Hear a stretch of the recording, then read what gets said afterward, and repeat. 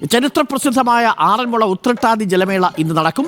ധനവകുപ്പ് മന്ത്രി കെ.എൻ. ബാലഗോപാൽ സമ്മേളനം ഉദ്ഘാടനം ചെയ്യും. ജലഘോഷയാത്ര കേന്ദ്ര സഹമന്ത്രി ജോർജ് കുര്യനും ഉദ്ഘാടനം ചെയ്യും. 52 കരകളിലെ പള്ളിയോടങ്ങൾ ജലമേളയിൽ പങ്കെടുക്കും. പ്രവീൺ പുരുഷോത്തമൻ നമുക്കൊപ്പം ചേരുന്നുണ്ട്. പ്രവീൺ പുരുഷോത്തമൻ, അവിടെ പുലികളി, ഇവിടെ വള്ളംകളി.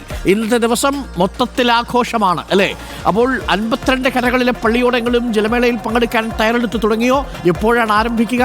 എപ്പോഴാണ് ആളുകളെല്ലാവരും എത്തിത്തുടങ്ങിയോ? എന്താണ് ആ പള്ളിയിൽ നിന്നുള്ള കാഴ്ചകൾ? Praveen, good morning. Good morning Arun. ഇന്ന് മൊത്തത്തിൽ കളർ തന്നെയാണ്. ഇപ്പോൾ ആറന്മുള ഉത്രട്ടാതി ജലോത്സവത്തിനുള്ള ഒരുക്കങ്ങളെല്ലാം ഇവിടെ പൂർത്തിയായിട്ടുണ്ട്. ഞാനിപ്പോൾ നിൽക്കുന്നത് ആറന്മുള സത്രക്കടവിലാണ്. ഈ ആറന്മുള സത്രക്കടവിലാണ് ഉത്രട്ടാതി ജലമേളയുടെ ഫിനിഷിംഗ് പോയിന്റ് എന്നുള്ളത്. നമുക്ക് ആ ഫിനിഷിംഗ് പോയിന്റ് കാണാം. ഇന്നലെ തന്നെ ഫിനിഷിംഗ് പോയിന്റിൽ അവിടെ എല്ലാ ഒരുക്കങ്ങളും അതിൻ്റെ എല്ലാ തയ്യാറെടുപ്പുകളും എല്ലാം പൂർത്തിയായിട്ടുണ്ട്.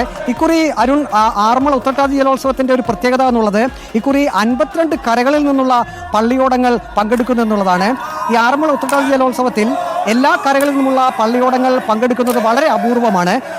പക്ഷേ ഇപ്രാവശ്യം 52 കരകളിൽ നിന്നും പള്ളിയോടങ്ങൾ എത്തുന്നു എന്നുള്ളതാണ്. മറ്റൊരു ആശങ്ക ഉണ്ടായിരുന്നത് ഈ വള്ളംകളി നടത്തുന്നതിന് പമ്പാ നദിയിൽ ആവശ്യത്തിന് ജലം തികയുമോ അല്ലെങ്കിൽ അത് ജലം ഉണ്ടാകുമോ എന്നായിരുന്നു. പക്ഷേ ആ ആശങ്ക ഇപ്പോൾ ഒഴിഞ്ഞിട്ടുണ്ട്. കാരണം ഇന്നലെ തന്നെ ജില്ലാ ഭരണകൂടം മണിയാർ ബാരേജിൻ്റെ ഷട്ടർ തുറക്കാൻ തീരുമാനിച്ചിരുന്നു. ഷട്ടർ തുറന്നിട്ടുണ്ട്.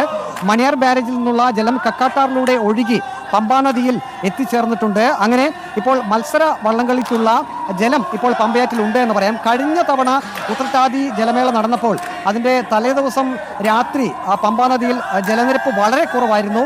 ഈ ഉത്രട്ടാതി ജലമേള നടക്കുമോ എന്ന ഒരു ആശങ്ക ഒരു ഘട്ടത്തിലുണ്ടായിരുന്നു. പക്ഷേ അന്ന് മഴ പെയ്യുകയും അല്പം ജലനിരപ്പ് ഉയരുകയും ചെയ്തിരുന്നു. ഇപ്പോൾ ആറന്മുളയിൽ കാലാവസ്ഥ അനുകൂലമാണ്, മഴ ഇല്ല എന്ന് തന്നെ പറയാം. പക്ഷേ പുലർച്ചെ ചിലയിടങ്ങളിലൊക്കെ നേരിയ മഴ പെയ്തിരുന്നു. ഇന്നിപ്പോൾ ഈ 52 കരകളിൽ നിന്നുള്ള പള്ളിയോടങ്ങൾ ഇങ്ങോട്ടേക്ക് എത്തുന്നു. അങ്ങനെ ജലഘോഷയാത്രയും ഒപ്പം തന്നെ മത്സര വള്ളംകളിയും നടക്കുന്നു. ഇപ്പോൾ ഒരു ദൃശ്യം കൂടി കാണിച്ചു തരാം. ഇതാണ് ഇവിടെ തയ്യാറാക്കിയിരിക്കുന്ന കൂറ്റൻ പവലിയൻ. ഇവിടെയാണ് ഉദ്ഘാടന ചടങ്ങ് നടക്കുക. രാവിലെ 9:30 ജില്ലാ കളക്ടർ ഈ പതാക ഉയർത്തുന്നതോടുകൂടി ഇതിൻ്റെ ചടങ്ങുകൾ ഔദ്യോഗികമായി ആരംഭിക്കും. അതിനുശേഷം പൊതുസമ്മേളനമായിരിക്കും നടക്കുക. ഇവിടെ കണ്ടില്ലേ, എല്ലാം റെഡിയായി കഴിഞ്ഞ ആളുകൾക്ക് ഇരിക്കാനുള്ള പവലിയനാണിത്.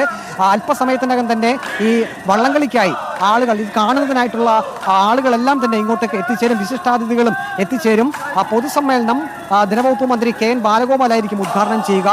ജലമേള കേന്ദ്ര സഹമന്ത്രി ജോർജ് കുര്യനായിരിക്കും ഉദ്ഘാടനം ചെയ്യുക. ഇപ്പോൾ നമ്മോടൊപ്പം റേസിംഗ് കമ്മിറ്റിയുടെ കൺവീനർ കൃഷ്ണകുമാറുണ്ട്. എല്ലാ ഒരുക്കങ്ങളും പൂർത്തിയായി. എങ്ങനെയാണ് കഴിഞ്ഞ തവണയൊക്കെ ഈ സ്റ്റാർട്ടിംഗ് പോയിന്റിൽ ഉൾപ്പെടെ വള്ളങ്ങൾ പുറപ്പെടുന്നത് സംബന്ധിച്ച് തർക്കങ്ങളൊക്കെ ഉണ്ടായിരുന്നു. ഇപ്രാവശ്യം എങ്ങനെയാണ് അതിൻ്റെ സംവിധാനങ്ങളൊക്കെ എങ്ങനെയാണ്? നമ്മളതെല്ലാം ഒഴിവാക്കി ഇപ്രാവശ്യം കുറ്റമറ്റ രീതിയിലുള്ള ഷാർട്ടിംഗ് നടത്തുവാൻ നെഹ്റു ട്രോഫി മാതൃകയിലുള്ള പോയിന്റ് അടിസ്ഥാനത്തിലുള്ള ഒരു ക്രമീകരണമാണ് ഏർപ്പെടുത്തിയിരിക്കുന്നത്. അതിനായി അവരെല്ലാം ഇവിടെ എത്തിയിട്ടുണ്ട്. നമ്മളെ സംബന്ധിച്ച് 52 പള്ളിയോടങ്ങളിലാണ് 50ഓളം പള്ളിയോടങ്ങൾ ഇന്ന് പങ്കെടുക്കുന്നുണ്ട്. ആ പങ്കെടുക്കുന്നതിൽ നിന്ന് നമ്മൾ എ ബാച്ച്, ബി ബാച്ച് 2 ബാച്ചുകളായി തിരിച്ചിട്ടുണ്ട്.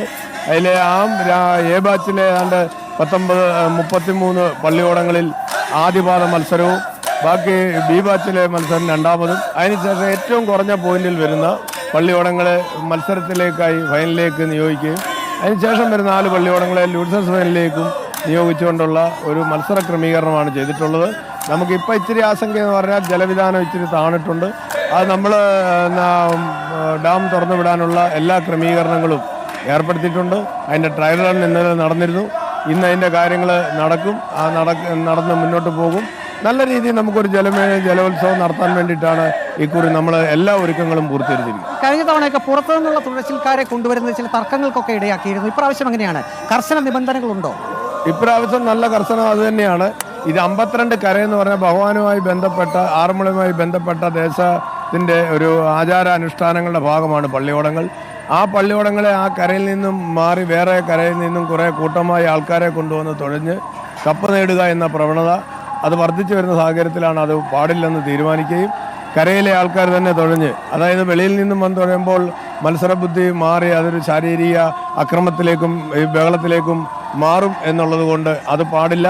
കരയിലെ ആൾക്കാർ തന്നെ തുഴഞ്ഞുകൊണ്ട് അത് മുന്നോട്ട് പോകണം എന്ന് തീരുമാനിച്ചതിൻ്റെ പ്രകാരത്തിലാണ് ഇപ്രാവശ്യം അതിന് കർശനമായ തീരുമാനം പള്ളിയോട സേവാ സംഘവും പോലീസും തീരുമാനിച്ചിട്ടുണ്ട്. അതനുസരിച്ച് മുന്നോട്ട് പോകുമെന്നുള്ള യാതൊരു തർക്കവുമില്ല. അരുൺ, കഴിഞ്ഞ തവണ ഉത്രട്ടാതി ജലോത്സവത്തിൽ ഈ സ്റ്റാർട്ടിംഗ് പോയിന്റിലും ഒപ്പം തന്നെ ഫിനിഷിംഗ് പോയിന്റിലും ഈ പള്ളിയോടങ്ങൾ മറിയുന്ന ഒരവസ്ഥയുണ്ടായിരുന്നു. ചിലരൊക്കെ വെള്ളത്തിൽ പോവുകയും പിന്നീട് രക്ഷാപ്രവർത്തകരാണ് അവരെ രക്ഷപ്പെടുത്തിയത്.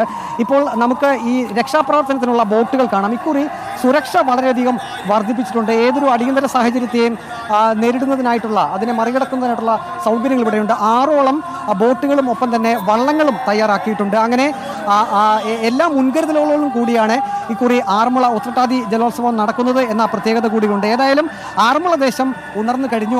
ആറന്മുളക്കാരെ സംബന്ധിച്ച് അവരുടെ ഏറ്റവും പ്രധാനപ്പെട്ട ഒരു ചടങ്ങാണ് ആറന്മുള ഉത്രട്ടാതി ജലമേള.